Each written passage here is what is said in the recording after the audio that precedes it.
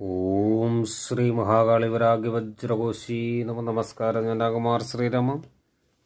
അപ്പോഴിന്ന് പുണർതം, പൂയം, ആയില്യം കർക്കിടകക്കാരുടെ നക്ഷത്രഫലമാണ് പറയാൻ പോകുന്നത്. അതുപോലെ ഫലം പറയുമ്പോൾ മുഴുവനും കേൾക്കാൻ ശ്രമിക്കുക. നിമിത്തം കേസിലകപ്പെടാൻ സാധ്യതയുണ്ട്. അതുകൊണ്ട് ഈ നക്ഷത്രക്കാർ അന്യ സ്ത്രീകളുമായി ഇടപഴകുമ്പോൾ വളരെയേറെ ശ്രദ്ധിക്കണം. എന്നിരുന്നാലും കാര്യവിജയവും പുത്രലാഭവും ധനപുഷ്ടിയും ഒക്കെ ഉണ്ടാവാൻ സാധ്യതയുണ്ട്.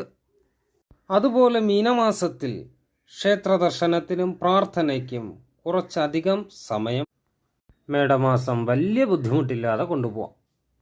ഇടവമാസത്തിൽ ഇവർക്ക് അതിഗംഭീരമായ തിരിച്ചുവരവുണ്ടാവും. സകല കാര്യങ്ങൾക്കും അഭിവൃദ്ധിയുണ്ടാവും. എല്ലായിടത്തും വിജയങ്ങളുണ്ടാവും. പല വഴിക്കും ധനലാഭം വന്നു ചേരും. കുടുംബത്തിൽ ഐക്യതയും ഭരണപുഷ്ടിയും ഉണ്ടാകും. വസ്ത്രങ്ങൾ ധരിക്കാൻ സാധിക്കും. കർക്കിടക മാസത്തിൽ ഇവർക്ക് അധികാരമുള്ള സ്ഥാനങ്ങൾ വന്നു ചേരും. സാമ്പത്തിക നേട്ടമുണ്ടാകും. കാര്യവിജയമുണ്ടാകും. സർക്കാരിൽ നിന്ന് ആനുകൂല്യങ്ങൾ വന്നു ചേരും.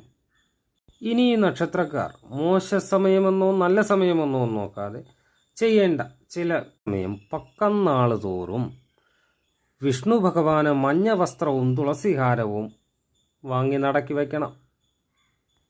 അപ്പോൾ എല്ലാവർക്കും ദേവിയുടെ അനുഗ്രഹം ഉണ്ടാവട്ടെ. അപ്പോൾ സബ്സ്ക്രൈബ് ചെയ്യാൻ മറക്കണ്ട, ലൈക്ക് ചെയ്യാൻ മറക്കണ്ട, കമൻറ്റ് ചെയ്യാൻ മറക്കണ്ട, ഷെയർ ചെയ്യാൻ മറക്കണ്ട.